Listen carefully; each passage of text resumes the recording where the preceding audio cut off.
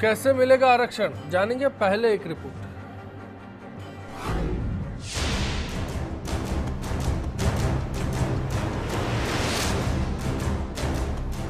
प्रदेश की विधानसभा में जैसे ही मंगलवार को गुर्जरों और घुमंतु जातियों के लिए 5% के साथ आर्थिक रूप से पिछड़े सवर्णों को 14% आरक्षण का विधेयक पारित हुआ तो चर्चाओं का दौर चल निकला।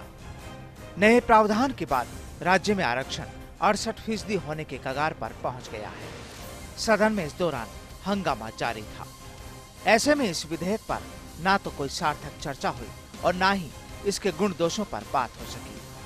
आर्थिक रूप से पिछड़े सवर्णों को 14% आरक्षण पर लूणकरणसर विधायक माणिक चंद सुराणा ने जरूर ध्यानाकर्षण प्रस्ताव लाने की कोशिश की थी, लेकिन उस पर ध्यान नहीं दिया गया।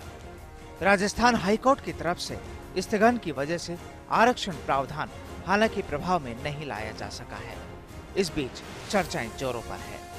गुर्जर समाज और सवर्ण जातियों से कई नेताओं ने सरकार के नाम बधाई संदेशों को भेजना शुरू कर दिया।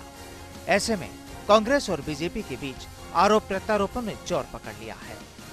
जाहिर है, साल 2004 में आरक्षण के इसी मुद्दे पर मुख्यमंत्री वसुंधरा राजे ने मौजूदा फार्मूले को पेश किया था, लेकिन तब इसे अंजाम तक नहीं पहुंचाया जा सका।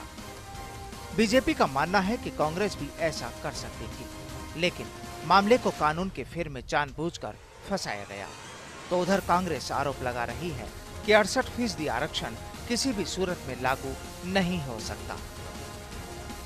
इस मसले में कई कानूनी पेच है और राज्य सरकार सिर्फ एक तस्वीर के जरिए दोनों वर्गों के साथ मजाक कर रही है।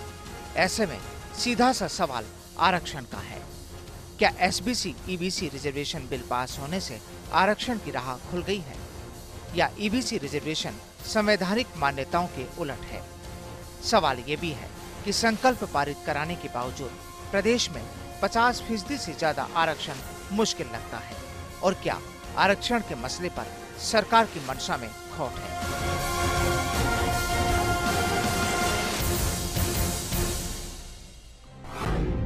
चर्चा में शामिल मेहमानों से आपका तारुफ करा देते हैं। बीजेपी नेता फिरोज खान साहब हमारे साथ हैं, कांग्रेस नेता विक्रम सिंह जी हमारे साथ हैं, रिजर्वेशन मामला की जानकार सत्यनारायण सिंह जी हमारे साथ हैं, गुर्जर आरक्षण संघर्ष समिति से शिव प्रताप सिंह जी हमारे साथ होंगे, समता आंदोलन समिति से अध्यक्ष पाराशर नारायण शर्मा जी हमारे साथ होंगे, साथ ही वरिष्ठ अधिवक्ता शोभित तिवारी जी बातचीत में हमारे साथ होंगे। और सबसे पहले रुख करेंगे आज के सवाल का। इस चर्चा में आज हमारा सवाल भी यही है कि क्या बिग फाइट लाइव के दौरान हम आपसे जानना चाहते हैं, सरकार का जो एसबीसी ईबीसी आरक्षण का फॉर्मूला है वो बिना अड़ंगे के पास हो सकता है? सवाल विधानसभा के बाद का है, संकल्प का है। संकल्प क्या सच में पारित हो सकता है? फिलहाल सत्यनारायण सिंह जी आपसे जानना चाहते हैं कि तमिलनाडु और कर्नाटक 2 राज्य ऐसे हैं देश में जहां 50% से ऊपर आरक्षण है, और राजस्थान में क्या ये तस्वीर सामने आएगी तो अच्छा होगा? देखिए, तमिलनाडु और कर्नाटक और दक्षिण के राज्यों में आरक्षण संविधान के अमेंडमेंट के पहले से है और सुप्रीम कोर्ट के फैसले से पहले है, जिसमें सुप्रीम कोर्ट ने 50% की सीमा निश्चित की थी। और उन दोनों प्रदेशों का भी मामला अभी सुप्रीम कोर्ट में पेंडिंग है जी, जिसमें सुप्रीम कोर्ट ने कहा है कि आप इसको धीरे धीरे 50% तक लाइए। इसलिए उसका दृष्टांत हम दें, ये बिल्कुल गलत है, गैर कानूनी है। कई मामलों में इंदिरा साहनी से लेकर अब तक 2015 तक जितने फैसले सुप्रीम कोर्ट ने किए हैं उससे स्पष्ट है कि आरक्षण की सीमा एक्स्ट्रा ऑर्डिनरी सर्कमस्टांसेस को छोड़ करके 50% से ज़्यादा नहीं रखी जा सकती, और प्रमोशन का भी कोटा 50 के अंदर ही लेना होगा। ये भी अभी फैसला आ चुका है जी। तो समझा जाए कि राजस्थान में 68% आरक्षण का जो फॉर्मूला है फिलहाल वो एक मुश्किल दौर से गुजरने वाला है। देखिए, 68% का तो एक गोली कह दीजिए चाहे गोला कह दीजिए, 68% का आरक्षण का तो मुझे कोई प्रश्न ही नहीं लगता। चलिए शोभित तिवारी साहब, अब मैं आपके पास में आऊंगा और आपसे भी ये समझना चाहूंगा, कानूनी पचड़े का इसमें जिक्र हो रहा है, वो कानूनी पचड़ा क्या है दरअसल? देखिए, इंदिरा साहनी के प्रकरण में माननीय सर्वोच्च न्यायालय ने ये स्पष्ट किया है कि आप 50% की सीमा का उल्लंघन नहीं कर सकते। इंदिरा साहनी के प्रकरण में ही मई 1991 की केंद्र सरकार के आदेश को निरस्त करते हुए कहा कि आर्थिक आधार पर आरक्षण नहीं दिया जा सकता। इन सब के बावजूद सन 2008 में जो आरक्षण अधिनियम पारित किया गया था उसमें ये सभी बिंदु थे। वह याचिका माननीय उच्च न्यायालय में लंबित है और उस पर अंतरिम आदेश आज तारीख तक यथास्थिति स्थित है कि आप 50% की सीमा का उल्लंघन नहीं कर सकते। जो 2 विधेयक कल विधानसभा द्वारा पारित किए गए हैं वे न केवल अवमानना कारक हैं बल्कि असंवैधानिक व अविधिक भी हैं। क्योंकि देखिए, जिस एक्स्ट्रा ऑर्डिनरी सर्कमस्टांसेस की बात सत्यनारायण सिंह जी साहब ने कही वह 1951 के बाद आज 2015 या 2008 में उत्पन्न नहीं हो सकती।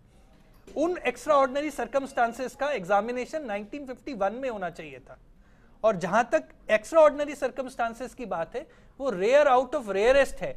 आज 65 वर्ष बाद स्वतंत्रता के आप एक्स्ट्रा ऑर्डिनरी सर्कमस्टांसेस राजनीतिक उद्देश्यों के कारण नहीं ढूंढ सकते। इसलिए जो 68% तक आरक्षण का प्रावधान किया गया है वह गलत है। जी चलिए, शिव प्रताप जी आपके पास में आऊंगा और आपसे राय जानना चाहूंगा। गुर्जर समाज इस वक्त सरकार को बधाइयां दे रहा है, उसके पीछे की वजह हमारे सामने है। आपको नहीं लगता कि ये बधाइयां फिलहाल इंतजार के बाद दी जानी चाहिए थी? देखो, जो राजस्थान सरकार से गुर्जर आरक्षण संघर्ष समिति की जो बात हुई थी वो ये था कि विधेयक हम विधानसभा में पास करेंगे। वो विधेयक हमारे समझौते के अनुसार पास किया है, हम उसकी बधाई दे रहे हैं। और ये स्टेज फर्स्ट है, इस स्टेज के बाद नवीं अनुसूची में डलेगा, उसके लिए भी सरकार प्रतिबंध दिख रही है हमें। और हम भी आशा यही चाहते हैं कि सरकार इसको 5% आरक्षण को नवीं अनुसूची में डलवाए और एसबीसी वर्ग के साथ इंसाफ करे। जी चलिए विक्रम सिंह जी, अब आपका रुख करते हैं और आपसे भी यही तस्वीर को समझना चाहेंगे, कांग्रेस के रूप में भी और एक गुर्जर प्रतिनिधि के रूप में भी। नहीं, देखिए, ये जो बात कर रहे हैं शिव प्रताप जी, नवी अनुसूची की जो बात है वो उनको पता देता हूँ मैं आपको कि 2010 के बाद ये सिद्ध हो गया है। हाई कोर्ट के डायरेक्शन, सुप्रीम कोर्ट के डायरेक्शन आ गए हैं कि नवी अनुसूची में डालने का कोई मतलब नहीं है। नवी अनुसूची को भी आप जो है वो खुली हुई चीज़ें हैं, उसको आप लोग कोर्ट जो है खोल सकता है। पहले ये प्रावधान था कि नवी अनुसूची में डालने के बाद उसमें आपको स्टे नहीं ला सकते, लेकिन अब वो चीज़ ओपन है इसलिए उसका कोई मायना नहीं है। ठीक है ना साहब, ये केवल मात्र गुर्जर समाज को जो गोली देने का प्रयास किया गया है, इसमें कहीं कोई लेना देना नहीं है। और इन्हीं लोगों ने आज जो ये जो 5% देने की बात कर रहे हैं, इन्हीं लोगों ने आज एक, मैं नाम नहीं लेना चाहूंगा, उचित नहीं रहेगा, इन्हीं लोगों ने, भारतीय जनता पार्टी के लोगों ने ही अपने वकील को भेज करके इस पर स्टे लगवाया था और उसी को बिल को ये पास कर रहे हैं। जी कैसी विडंबना है, आजादी के 65 साल बाद, 70 साल बाद भी देश के लोगों को, प्रदेश के लोगों को मूर्ख बनाया जा रहा है। और जो 68% की बात कर रहे हैं, ये तो बिल्कुल हास्यास्पद स्थिति है। आज हम बात करते हैं कि हमारा देश कहां पहुंच गया, लोग पढ़े लिखे हैं, लोग शिक्षाविद हैं, लोग कानूनविद हैं। आज मैं कहता हूं कि मैं आह्वान करना चाहता हूं आप लोगों के माध्यम से कि लोगों को आगे आना चाहिए और कहना चाहिए कि सरकार क्या मजाक कर रही है आज लोगों के साथ में। जी ये बिल्कुल मजाक है, ये नहीं होना चाहिए और कानून सम्मत जो है वो किया जाना चाहिए। हाँ, दिया जा सकता है 5%, लेकिन एक्स्ट्रा ऑर्डिनरी की जो बात कर रहे थे शोभित भाई, मैं इनसे कहना चाहूंगा कि ये 1951 की बात नहीं है। वो जो आपका इंदिरा साहनी का केस है उसके बाद ये जो है प्रावधान करा है उसके अंदर, इंदिरा साहनी केस में कहा गया कि अगर विशेष परिस्थिति बनती है तो रिजर्वेशन दिया जा सकता है। गुर्जरों के केस में स्थिति बन सकती है, लेकिन सरकार इसका अगर मंशा साफ है, अगर सरकार इसको अच्छी तरह से पैरवी करना चाहेगी तो निश्चित रूप से गुर्जरों के पक्ष में ये निर्णय हो सकता है। चलिए पराशर जी, अब आपकी राय भी जानना चाहेंगे। समता आंदोलन समिति की इस पूरे मसले पर क्या राय है? सवर्णों के लिए 14% अलग से आरक्षण रखा गया है, गरीबों के लिए। देखिए, हम तो शुरू से ही कहते आए हैं ये जो बिल लाए गए हैं सरकार द्वारा, ये प्रथम दृष्टया ही असंवैधानिक हैं, अविधिक हैं, बिना तैयारी के लाए गए हैं। पहले इनको चैलेंज किया गया था, 200 विधायकों ने एक मत होकर के 2008 का एक्ट बनाया था। क्या हुआ उसका? आज तक स्टे में पड़ा है। और उसमें जो हमने 80 प्रश्न उठाए थे, विधिक प्रश्न और संवैधानिक प्रश्न, उनमें से एक का भी सरकार जवाब नहीं दे पाई। उस पर स्टे है 50% का अभी भी, और उसमें से 2% बाहर लेकर के दोबारा एक विधेयक लिया है सरकार। मतलब ये जुडिशरी को चिढ़ाने का काम है, ये मतलब ठेंगा दिखाने का। हमारे पास बहुमत है, हम जो करेंगे वो करके रहेंगे, आपका बल है वो आप कर लो।